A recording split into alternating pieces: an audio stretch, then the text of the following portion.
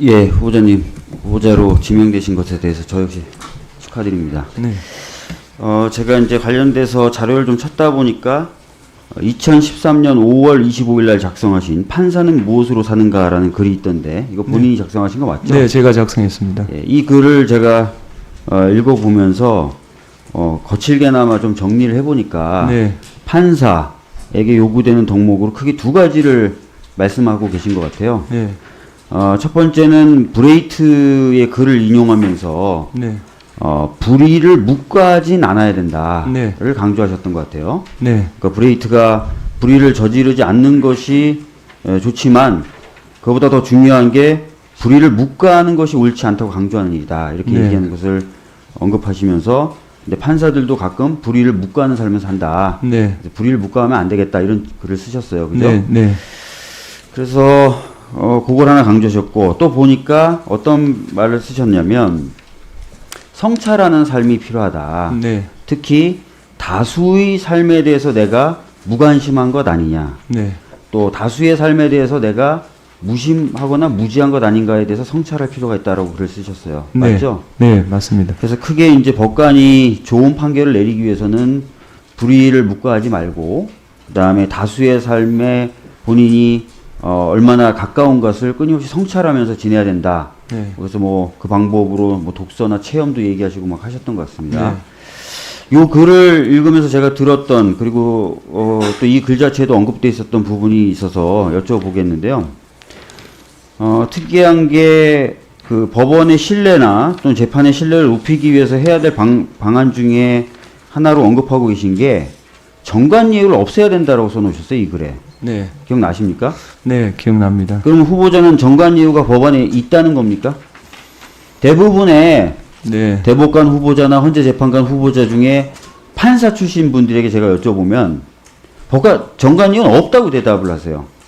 저는 정확하게 정관예우 없다고 말할 수 없다고 생각합니다. 그러면 정관예우는 있다라고 보시는 겁니까? 있다라고 누가 말한다면 아니다라고 강하게 말할 수 없는 상태다. 저는 그렇게 생각합니다. 알겠습니다.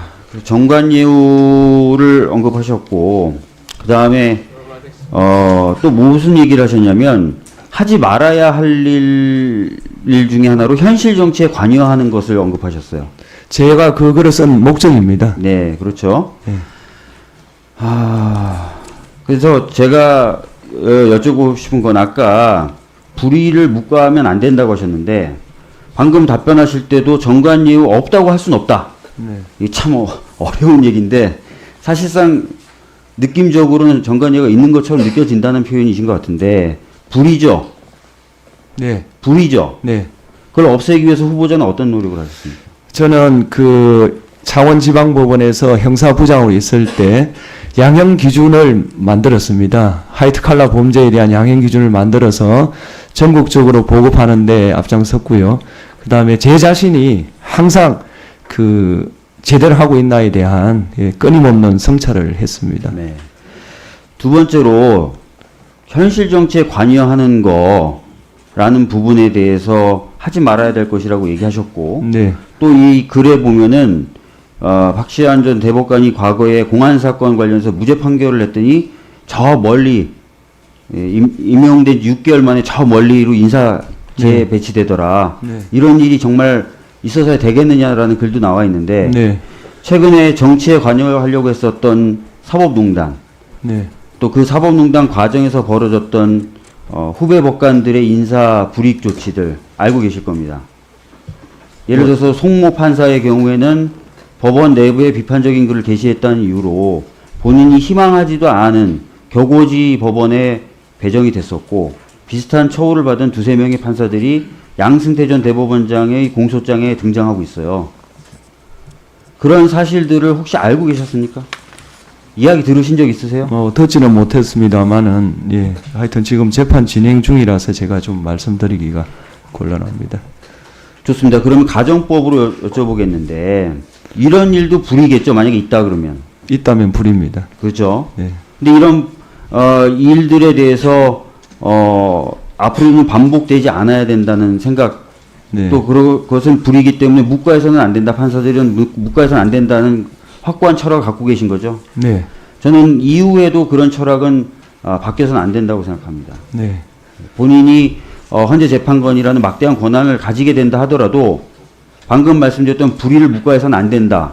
다수의 삶에 무심하거나 무지해서는 안 된다. 라고 하셨던 그 철학은 바뀌셔서는 안 된다고 생각합니다.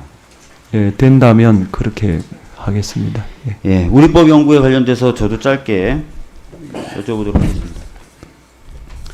자, 저거는 뭐냐면요. 2009년에 월간조선에서 우리법 연구에 대해서 정밀 분석한 기사를 하나 실었는데요.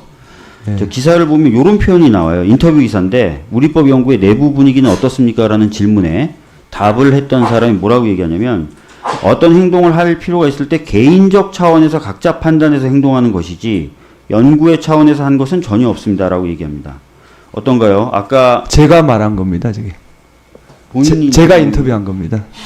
여기 익명으로 돼 있다고 그러던데. 월간 조선의 그 기자님한테 네. 제가 인터뷰를 했습니다.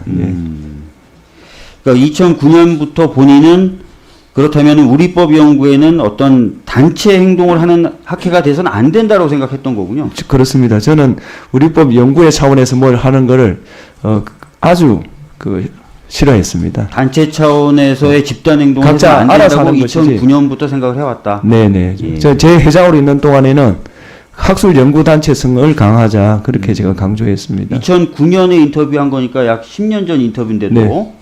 그때부터도 그런 생각 계속 가져왔었다. 네네. 예, 명단 공개를 제가 추진해서 통과시켰습니다. 알겠습니다. 굉장히 반대가 많았습니다. 예, 실제로 한잔 넘겨주시죠. 우리법 연구회 출신의 주요 인사들이 보수적이라고 평가받았던 이용훈 대법원장 시절에 법원행정처 주요 인사로 가기도 했어요. 그건 그렇다는 사실입니다. 예, 그렇다는 것은 인연적 편향이나 이런 것들이 있었다고. 저는 그분들 능력으로 뽑아 쓴 게 아닌가 그렇게 생각하고 있습니다. 예, 수고하셨습니다. 다음은 존경하는 정가윤 위원님